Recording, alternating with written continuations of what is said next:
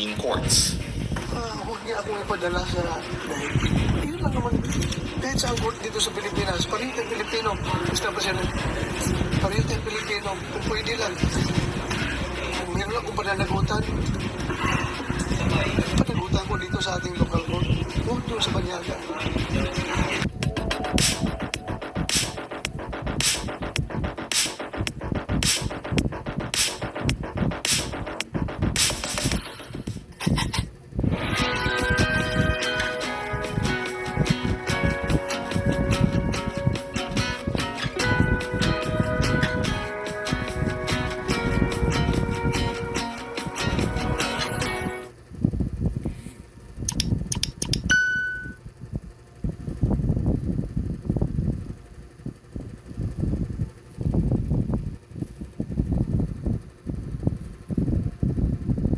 Natin ngayon, Sen. Live kayo sa RMNDZ Excel Manila, si Radyo Man Lourdes. Good afternoon. Magandang hapon po sa inyo, Ma'am Lourdes, at sa ating mga viewers, listeners. Maganda ho ba yung hapon po ninyo ngayon, Sen? Parang amla ang kanilang sinabdina. Okay, so there are many ways to skin this cat. Ayoko lang pangunahan sila, pero kasi may sarili namang discard ang house dyan. But suffice to say that the general statement na sinasabi ni Attorney Vic might be true na bawal mag-leak ng confidential bank secrecy in the context, for example, of the Vice President. Totoo yun. Her accounts are protected, but they are not beyond legal scrutiny. They can be accessed if you follow the legal procedure or within stated exception under RA 1405. Is it the same pag foreign yung bank account? Ayun, hindi. Kasi unfortunately, pag foreign currency deposits, they're covered by the FCBU's law. Yun, absolute. Walang exception doon. The only exception there would be permission of the account holder. And I don't think makukuha nila yung permission na yun. Pero napanood na nag-aalis yung may foreign silang account. Yun ang hindi ko aware, but would be very interesting kung meron. Medyo delikado yun ngayon kasi in a very polite way, Lacson is saying, Marcos is lying. But, this woman is really something, something is wrong with her. Ano kayang pinangako ng mga Duterte dito kay Amy? O ano kaya ang ginawa ng kanyang pamilya sa kanya kung bakit siya ganyan? Panlibog ho, inggit, galit, I don't know. Because hindi na matinutong nangyayaring ito. At itong mga senador na kumampi, yung 13, ewan ko, parang iniisip ko, may konsensya ba sila? Na inilalagay nila ang pangalan ng isang institusyon sa panganib. Eto nga ay bumaba na ang ranking ng rating. Sana naman may magbago. Pero either way, at the end of the day, the people will decide. And we are now seeing what people are saying, what people are feeling, what people are thinking. And it is in the numbers on the survey. If overnight from 52 and the last you are now just 27 or 29, it means something is wrong with you. Kung tama naman yung method ng survey, something is wrong with you. O sige na. Sana nakapagturo ko yung kaisipan na plus yung mga pusan na papalawak pa sa buhay, lalo-lalo sa usapang politikal. Dahil sabi sa kanila, sa teach mind, touch heart, and turns for lives. At sana nakapagsilbi ako sa bayan, dahil sabi sa kanila ng UP, nasa background ko, serve the people. O sige, Sabado at Linggo, wala po tayong usapang politika, break tayo, kita-kita na lang ulit tayo sa Lunes, magkwentuhan tayo, enjoy your weekend, and stay healthy. Talking to every senator, kasi may mga resulta ay ang House of Representatives nananatiling above 50% ang trust and approval rating. Samantalang ang Senado ay bumulusok pababa. Sa dating mataas na 50, ngayon ay 27 at 29% na lang yan trust and approval. At kaalinsabay nito, 52% ang naniniwala na dapat matuloy ang impeachment ni Sara Duterte. 52% ang naniniwala na dapat sumuko na si Bato de la Rosa. At 83% ang hindi pabor sa pagpapalit ng liderato ng Senado ay ito'y pamumulitika lang. So dito makikita mo na mukhang ang pagpapalit ng liderato ng Senado ay hindi maganda ang timing. Alam mo, yung mga iba doon lumipat para siguro sa tingin nila yun na makakabuti sa politika nila. Nagiging toxic na ngayon ang brand ni Sara Duterte sa totoo lang. Nakikita naman natin yan sa resulta ng mga surveys. At lalo na dito sa pangyayaring ito na kung saan ang grabe ang ibinagsak ng rating ng Senado. At hindi nakatulong kasi ang tingin ng mga tao sa Senado ngayon, kinukup-kup nila ang isang fugitive from justice. Na para bagang iisipin mo, ano ba ang parang they're bending backwards. Of course, I'm not talking to every senator kasi may mga minority senators naman na hindi ginagawa ito.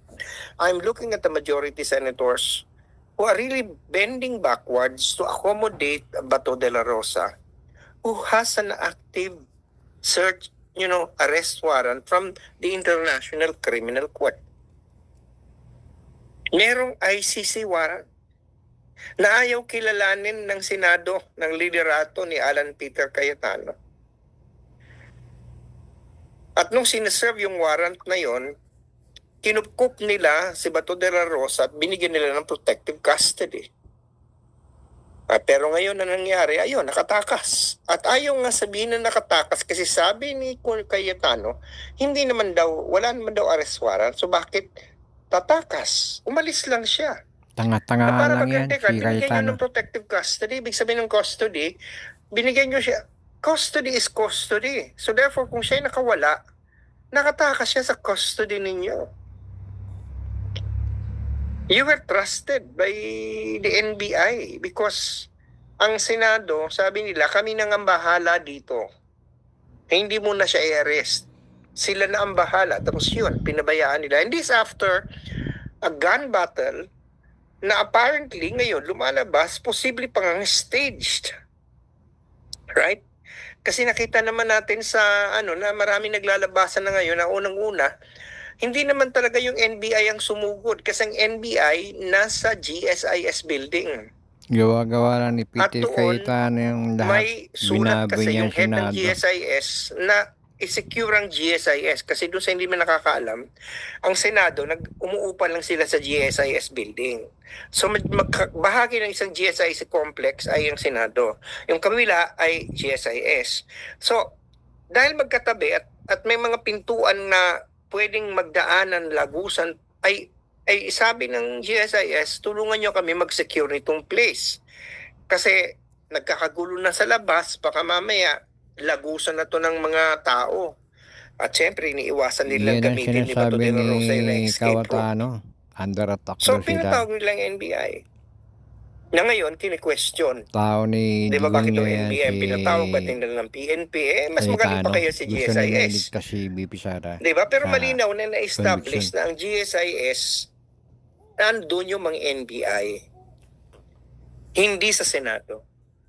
At inamin naman nung Sergeant at Arms ng Senado na siyang unang nagpaputok. Kaya galit na galit ngayon si Ombudsman Remulla. Discharging a firearm is Dapat matanggal yan si Sergeant at Arms of Plaska.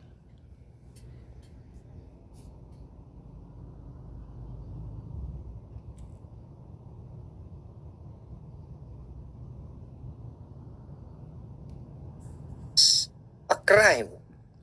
Imagine, pakikita ko yung point niya, nasa loob ka ng building, magdi-discharge ka ng firearm, maraming tao doon. Paano kung minatamalan doon ng bala? Nasa first floor ka, mag-discharge ka ng firearm.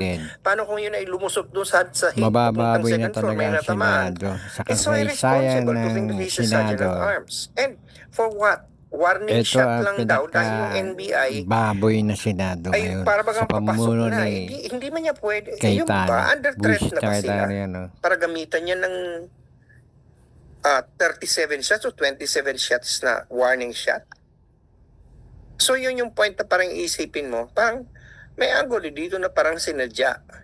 Mag-create ng kaguluhan Si Cayetano, nakapwesto As a yan panahon pretext ni na maging dahilan para si Digong Bato yun. de la Rosa makawala. Na ngayon, Nasa foreign lumalabas affairs siya sinamahan noon. pa Si pala ni foreign Robin affairs Padilla. secretary siya noon. But Nung whatever panahon we ni say, this is an issue of Digong. the fact that the Senate voted for custody over Bato de la Rosa. In good Kaya faith, the government inagaw respected nila that. yung And when the court kapangyarihan refused or kay failed to issue a Tito TRO, Sen para sila ano ba yung sabi ng NBI? Di muna natin siya i-arrest, igalang muna natin ang Supreme Court. mag-manage ng Nagsabi Senado na parang para sinabi ng Supreme magawa Court, nila hindi kami lahat mag-issue ng ng gusto TRO, nilang pero wait lang kayo. yung mga plano nila para Bigyan kayo ng iligtas si 72 Sara. hours para magbigay Ganun kayo lang ng na inyong yun, simple. statement. O, di ganun. Ngayon, na sinasabi ni Alan Peter Cayetano, sinusugod na kami, under attack kami. Ay lumalabas nga, hindi naman pala sila under attack. Wala Ang nauna wala nagpaputok naman kay ng Sergeant tao at sa loob Arms ng ng Senado Senado sa na Plaza. sinasabi nila sa Diba? labas, sa building Tapos, ng GSIS. Kaya Under attack nagkaputukan. sinungaling talaga itong buwisit na Diba, pasalamat tayo at walang namatay. Kawatano. Nangako ng But the thing 10,000. is, balik tayo kay Bato de la pamimigay. Rosa, na para bagang kung, Pag parang nanalo sa sakit senador, ba ito ng mga nabudol DDS? tayo. Inabudol yung Na parang, bumoto sa kung kanya. Ako hindi inaakusahan naman ka, binoto bakit yung hindi mo buwisit na harapin? yun Di hinarap ni De Lima ang kaso niya. Hinarap ni Trillanes ang kaso niya. Ba't itong mga to hindi nila maharap? Dapat kasuhan yan Si Sara Duterte, iniiwasan Cayetano. ang House Justice Committee. makulong, masubok para Ewan malaman natin niya kung siya ay yung ginawa mag-appeal sa niya Lunes. mali. O sa mga Matalino susunod na naman pagdinig. siya, abogado. ng- Kaya ng- lang, ng Senate. nagtangan-tangan para lang iligtas si Bibi Ito si Sara Bato de la na Rosa, makonvict. ginugulo ang mundo, Kaya ginugulo nga ang siya yung Senado. Senate President eh. Yung You know, I think yung this is nagtatago na something si that Bato, is pinalabas on sila para the hands, the malagdagan bloody ng hands boto of Alan yung Peter grupo Cayetano. nila. Kaya Kinuha Yun. nila si Bato de la Rosa para Yun, makapusin ng tama. 13 para mapatalsik nila si Tito Soto sa pagka-presidente ng Senado. At ngayon, ayan na, magulo na. At you know, what really is getting me this is ito, ha? Kaya mo halata mo na parang there is an active shooting, may nagbabarilan, pero parang wala lang sa kanila. Parang hindi man lang sila sinisecure. Di ba? Parang sila